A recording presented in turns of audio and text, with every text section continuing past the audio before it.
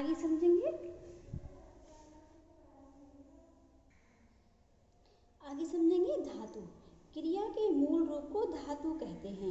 धातु किसे कहते हैं? क्रिया के मूल रूप को धातु कहते हैं। जैसे कि क्या तुम पढ़ रहे हो? पढ़ रहे हो। यदि पढ़, ये क्रिया का मूल रूप है पढ़ना। अब पढ़ना में क्या है? पढ़। पढ़ना पूरा शब्द है और इसमें पढ़, पढ़ क्या है? मूल रूप है ये, तो यही धातु कहलाता है। पढ़, पढ़ से बन गया पढ़ना। तो पढ़ने का जो मूल रूप है, जो धातु रूप है, वो क्या है? पढ़। बच्चों देखिए, मूल धातु में ना जोड़ देने से क्रिया का सामान्य रूप बन जाता है। जैसे अभी बताया ना, पढ़ प्लस ना, पढ़ना बन गया। लिख प्लस ना, लिखना हो गया। पहन प्लस ना, पहनना हो गया। तो पढ़ना, लिखना, पहनना, लेटना, तो इसका जो धातु रूप है वो क्या है? पढ़, लिख, पहन, लेट, यानी लेटना। क्रिया के भेद। क्रिया के दो भेद होते हैं। देखिए कौन कौन से? अच्छा, हिंदी भाषा में क्रिया के दो भेद आधारों पर किए जाते हैं, कर्म के आधार पर तथा प्रयोग के आधार पर। कर्म के आधार पर देखेंगे सबसे पहले कैसे। कर्म के आधार पर क्रिया के निम्नलिखित दो भेद होते हैं, अकर्मक क्रिया और सकर्मक क्रिया। अब अकर्मक क्रिया क्या होती है? अकर्मक क्रिया, अकर्मक क्रिया, अकर्मक क्रिया में क्या होता है? इसमें कर्म की आवश्यकता नहीं होती है। सिंपल होते हैं। जैसे गायिका हंसती है, तांगा चलता है, पुजारी आता है, मैं खाता हूँ, तुम पढ़ते हो, वह सोता है। अब देखिए इसमें गायिका हंसती है, क्यों हंस रही है? तांगा चलता है, चल रहा है। पुजारी आता है, पुजारी आता है। तो इसमें कोई ऑब्जेक्ट नहीं मिल रहा, आपको कोई कर्म नहीं है। तो जिसमें ऑब्जेक्ट नहीं होते, कर्म पर आधारित नहीं होती है जो क्रियाएं, वो अकर्मक क्रियाएं होती हैं। अब सकर्मक क्रिया में क्या होता है? आपको इसमें कर्म दिखाई देगा। जैसे देखिए, आप सुनैना पत्र लिख रही है। अब मैं बोलूँ सुनैना लिख रही है, तो कौन सी क्रिया हो जाएगी? अकर्मक क्रिया हो जाएगी। लेकिन इसमें क्या लिखा है? सुनैना पत्र लिख रही है। इसका मतलब क्या है? ये सकर्मक क्रिया है कि वो लिख रही है, लेकिन क्या लिख रही है? पत्र। तो आपको यहाँ कर्म मिल रहा है, ऑब्जेक्ट मिल रहा है कि जो लिखने का काम कर रही है, तो वो क्या लिख रही है? पत्र लिख रही है। सुधांशु ने कंप्यूटर खरीदा। सुधांशु ने क्या खरीदा? कंप्यूटर खरीदा। खरीदा तो है, लेकिन क्या खरीदा? कंप्यूटर। आपको इसमें ऑब्जेक्ट मिल रहा है, कर्म प्रधान हो रहा है, कर्म मिल रहा है। अब सकर्मक क्रिया में क्या, अकर्मक क्रिया में क्या होता है? सुधांशु ने खरीदा। अब क्या खरीदा? नहीं पता आपको, लेकिन यहाँ आपको पता चल रहा है सुधांशु ने कंप्यूटर खरीदा। तो ये कंप्यूटर वो क्या है? सकर्मक क्रिया। अध्यापक ने गणित पढ़ाया। गणित पढ़ाया, पढ़ाया तो क्रिया है, सकर्मक क्रिया है। क्यों है? क्योंकि यहाँ पे गणित को पढ़ा रहे हैं। यदि बोलते हैं अध्यापक ने पढ़ाया, तो वो होता अकर्मक क्रिया।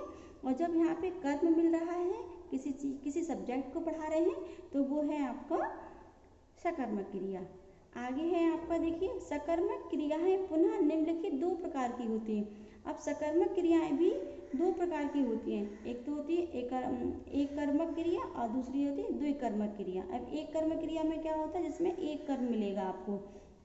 देखिए, वैभव ने समाचार लिखा, सुमन ने कुतुब मीनार देखी। देखिए, एक ही कर्म मिल रहा है कि वैभव ने सिर्फ समाचार लिखा और इसके अलावा दूसरा कोई काम नहीं है ना। सुमन ने कुतुब मीनार देखी, मतलब अकेले देखी, किसी के साथ नहीं देखी है, और कोई साथ में नहीं दिखाई दे रहा, दूसरा कर्म नहीं आपको इसमें दिखाई दे रहा, इसलिए क्या है? एक कर्मक है। द्विकर्मक में क्या है? आपको दो क्रियाएं दिखाई देंगी आपको। वैभव ने पापा को समाचार सुनाया। देखिए आप, वैभव ने सुनाया, ये तो क्रिया हो गई कि सुनाया, सुनाया एक क्रिया है, लेकिन क्या सुनाया? समाचार सुनाया। किसको सुनाया? पापा को। तो यहाँ पर दो कर्म हो गए कि वैभव ने सुनाया, समाचार सुनाया, और किसको सुनाया? पापा को। तो यहाँ पे दो कर्म दिखाई दे गए आपको, तो इसलिए दो, ये हो गया आपका द्विकर्मक। सुमन ने दिल्ली में कुतुब मीनार देखी। अब सुमन ने देखी, देखी तो क्रिया है, लेकिन कहाँ देखी? दिल्ली में देखी। क्या देखी? कुतुब मीनार। तो ये क्या है? दो दो कर्म दिखाई देते हैं, द्विकर्मक क्रियाएं होती हैं। अब नेक्स्ट आप पढ़ेंगे प्रयोग के आधार पर। देखिए, प्रयोग के आधार पर क्रिया के निम्नलिखित 5 भेद माने जाते हैं। कौन कौन से हैं? देखिए, सामान्य क्रिया, संयुक्त क्रिया, प्रेरणार्थक क्रिया, पूर्वकालिक क्रिया। सामान्य क्रिया में देखिए किसी वाक्य में जब एक ही क्रिया का प्रयोग होता है तो उसे सामान्य क्रिया कहा जाता है। जैसे सुरेश बाजार गया, अरे खूब खेलो, मैं भूखा हूँ, रमेश किसी से नहीं डरता। अब यहाँ पे एक ही क्रिया का प्रयोग हो रहा है ना, सुरेश बाजार गया, सिंगल क्रिया है, अरे खूब खेलो, खेलो, गया, हूँ, डरता, ये सब क्या है, सामान्य क्रिया है जो एक बार ही प्रयोग हुई है। संयुक्त क्रिया में देखिए क्या है, दो या दो से अधिक धातुओं के योग से बनी क्रियाएं संयुक्त क्रियाएं कहलाती हैं। जैसे शुभम ने पुस्तक पढ़ ली होगी, शुभम ने क्या किया, पढ़ ली होगी, एक तो पढ़ और फिर ली होगी। पापा देहरादून से लौट आए हैं, लौट भी हैं और आए भी हैं, लौट आए हैं। तो ये क्या है, दो या दो अधिक धातुओं से मिलकर जो क्रियाएं बनती हैं वो संयुक्त क्रियाएं कहलाती हैं। नाम धातु क्रिया क्या है, जो क्रियाएं संज्ञा सर्वनाम विशेषण से बनती हैं उन्हें नाम धातु क्रियाएं कहते हैं। जैसे संज्ञा से शर्म शर्माना, सर्वनाम से अपना अपना अपनाना, विशेषण से गरम गरमाना। ये देखिए ये सारी क्रियाएं बनी, शर्माना शर्मा रहे हैं, संज्ञा है शर्म, शर्म क्या एक संज्ञा है, नाम है, शर्म है, अब उससे बन गई क्रिया शर्माना। अपना अपनाना, अपनाते हैं किसी को, अपनाना ये क्रिया है। विशेषण क्या है, गरम ठंडा, गरम मीठा खट्टा, ये विशेषण शब्द होते हैं ना। तो ये गरम से क्या बन गया, गरमाना। बात बतियाना, पागल पगलाना। प्रेरणार्थक क्रिया देखिए, जिससे प्रेरणा मिलती हो, वह वाक्य जिससे कर्ता स्वयं कार्य ना करके किसी दूसरे को कार्य करने के लिए करता है उसे प्रेरणार्थक क्रिया कहते हैं। जैसे अध्यक्ष ने मुख्य अतिथि से पुरस्कार बंटवाए। अब इसमें क्या है, इसमें कर्ता स्वयं काम नहीं करता है बल्कि वो दूसरों से कराता है काम। तो ऐसे जो होते हैं वो प्रेरणार्थक क्रियाएं कहलाती हैं। जैसे अध्यक्ष ने क्या किया, खुद स्वयं ना पुरस्कार बंटवाए, किससे बंटवाए, मुख्य अतिथि से पुरस्कार बंटवाए। तो ये अध्यक्ष ने स्वयं काम ना करते हुए अतिथि के द्वारा जो काम किया है वो है प्रेरणार्थक क्रिया। शुभम ने चौकीदार से गेट खुलवाया, शुभम ने क्या किया, चौकीदार से बोलकर गेट को खुलवाया। इसने खुद तो नहीं, मतलब स्वयं तो गेट को नहीं खोला, किससे खुलवाए, चौकीदार से। तो ये कौन से हो गए यहाँ पे, प्रेरणार्थक क्रिया।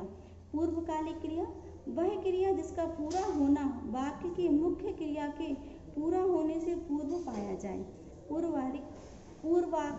पूर्वकालिक क्रिया कहते हैं। जैसे दिव्या पढ़कर परीक्षा देने गई। अब देखिए परीक्षा देने गई, कैसे गई, पढ़कर, परीक्षा देने गई पढ़कर, दिव्या पढ़कर परीक्षा देने गई, यानी परीक्षा देने से पहले उसने पढ़ाई कर ली थी। तो पूर्वकालिक क्रिया हुई। मम्मी सब्जी काट कर धोती हैं, वो धोती हैं लेकिन कब, सब्जी को काट कर। तो ये जो इससे क्रिया से जो पहले जो क्रिया वर्ड्स यूज होते हैं वो पूर्वकालिक क्रिया कहलाते हैं। तो आज बच्चों आपने क्रिया को पढ़ा, क्रिया को जाना, इसके प्रकार को समझा, भेद को जाना। आई होप ये वीडियो आपको पसंद आया हो। नेक्स्ट वीडियो में आपको और कुछ आगे की बात बताएंगे। धन्यवाद, थैंक यू।